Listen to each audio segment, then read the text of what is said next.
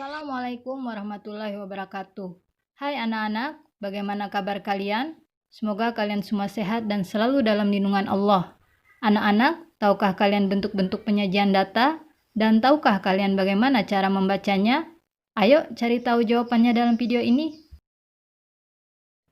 Hai anak-anak, bertemu kembali dengan saya Ibu Ratna dalam video pembelajaran Belajar Matematika bersama Ibu Ratna. Pada video kali ini kita akan bersama-sama belajar tentang penyajian data. Namun pembahasan kita batasi hanya untuk data tunggal. Sudah siapkah kalian? Yuk kita mulai belajar. Penyajian data yang kita bahas hari ini adalah 1. Tabel distribusi frekuensi, 2. Diagram batang, 3. Diagram garis, dan 4. Diagram lingkaran. Mari kita bahas satu persatu, mulai yang pertama yaitu tabel distribusi frekuensi. Tabel distribusi frekuensi adalah penyajian data dalam bentuk tabel. Nah, coba kalian perhatikan informasi berikut ini. Pada seluruh siswa kelas 12 yang berjumlah 60 orang, dilakukan wawancara untuk mengetahui mata pelajaran yang paling disukai siswa. Dari hasil wawancara tersebut, diperoleh informasi sebagai berikut. Jumlah siswa yang menyukai pelajaran seni budaya ada 6 orang. Jumlah siswa yang menyukai pelajaran TIK ada 12 orang. Jumlah siswa yang menyukai pelajaran bahasa Indonesia ada 15 orang. Jumlah siswa yang menyukai pelajaran olahraga ada 18 orang. Dan jumlah siswa yang menyukai pelajaran matematika ada 9 orang. Nah, dari informasi tersebut kita akan membuat tabel distribusi frekuensinya. Coba kalian perhatikan. Kita buat tabelnya. Untuk mata pelajaran, kita isi dengan semua mata pelajaran yang ada pada informasi tadi. Kemudian untuk kolom frekuensi, kita isi dengan banyak siswanya. Inilah yang disebut dengan tabel distribusi frekuensi. Kemudian kita akan belajar membaca tabel distribusi frekuensi. Dari tabel distribusi frekuensi, kita bisa memperoleh berbagai informasi. Contohnya, tabel distribusi berikut ini. Dari tabel, kita bisa perhatikan informasi tentang banyak siswa yang menyukai mata pelajaran. Mata pelajaran apakah yang paling disukai siswa? Kita bisa lihat frekuensi tertinggi adalah olahraga. Berarti mata pelajaran yang paling disukai siswa adalah olahraga, yaitu sebanyak 18 orang. Kemudian, berapakah siswa yang menyukai pelajaran TIK? Ya, yang menyukai pelajaran TIK ada 12 orang. Kemudian, pelajaran apakah yang paling kurang diminati siswa? Ya, yang paling kurang diminati siswa adalah seni budaya, yaitu sebanyak 6 orang. Sekarang kita masuk ke materi kedua, yaitu diagram batang. Diagram batang adalah penyajian data dengan menggunakan gambar berbentuk balok atau batang. Nah, bagaimana cara membuatnya? Coba kita perhatikan kembali tabel distribusi frekuensi yang tadi. Kemudian kita akan membuatnya menjadi diagram batang. Caranya adalah yang pertama kita buat garis horizontal yang berisi mata pelajaran, yaitu tadi seni budaya, TIK, bahasa Indonesia, olahraga, dan matematika. Kemudian untuk yang vertikal, di sini kita isi dengan frekuensi. Kita lihat frekuensi tertinggi adalah 18. Di sini kita bisa bikin angkanya dari 0 sampai 20.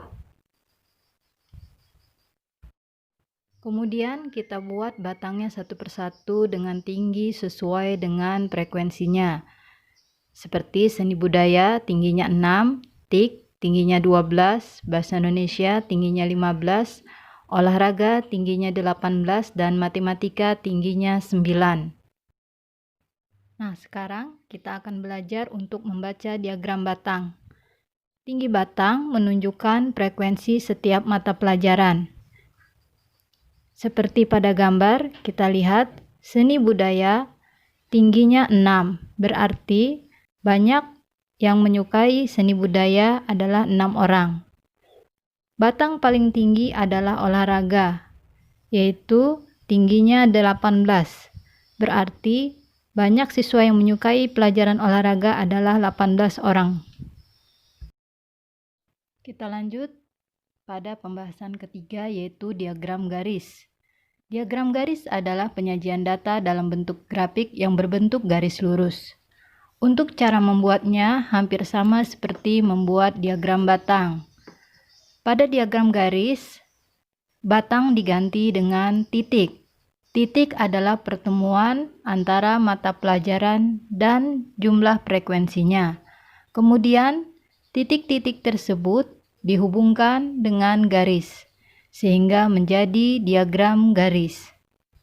Inilah hasil dari gambar diagram garis. Kemudian kita akan belajar membaca diagram garis. Posisi titik pada diagram garis menunjukkan banyak frekuensi dari mata pelajaran. Contohnya adalah untuk mata pelajaran TIK, banyak frekuensinya adalah 12. Kemudian untuk matematika, banyak frekuensinya adalah 9. Kemudian posisi titik paling tinggi adalah mata pelajaran olahraga yang berjumlah 18 orang. Hal ini menunjukkan bahwa mata pelajaran olahraga adalah merupakan mata pelajaran yang paling diminati oleh siswa. Selanjutnya yang terakhir adalah diagram lingkaran. Diagram lingkaran adalah penyajian data statistik dengan menggunakan gambar berbentuk daerah lingkaran. Untuk membuatnya ada dua cara, yaitu dengan menggunakan derajat dan persen. Nah, yang pertama kita gunakan derajat. Caranya adalah kita akan membuat juring-juring dari lingkaran yang besar sudutnya sesuai dengan sudut mata pelajarannya. Cara menghitungnya adalah besar masing-masing frekuensi mata pelajaran kita bagi dengan jumlah siswa, yaitu 60 dikali 360 derajat.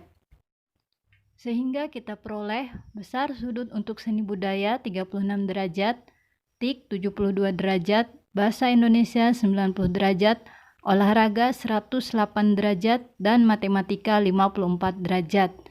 Kemudian kita gunakan busur untuk menentukan besar sudut tersebut pada lingkaran. Inilah gambar diagram lingkaran. Nah, sekarang kita akan membuat diagram lingkaran dengan menggunakan persen.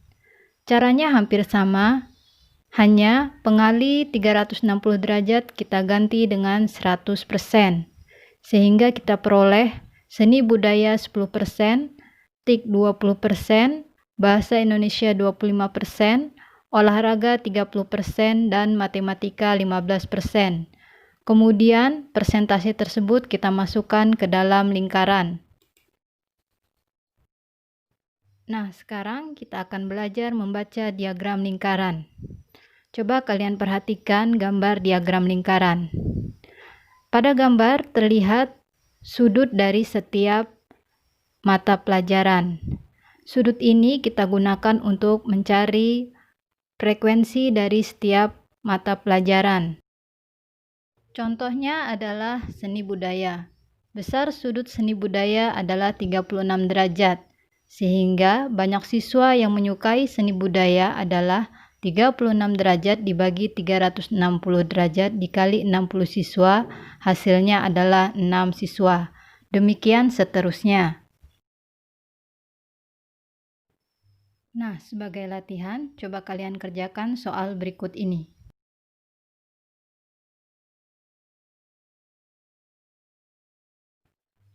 Bagaimana? Mudah bukan? Jangan lupa untuk terus berlatih ya. Kalian bisa mengerjakan soal-soal latihan di buku paket kalian dan meminta guru kalian untuk mengoreksi jawaban kalian. Semoga video ini bermanfaat. Sampai jumpa. Wassalamualaikum warahmatullahi wabarakatuh.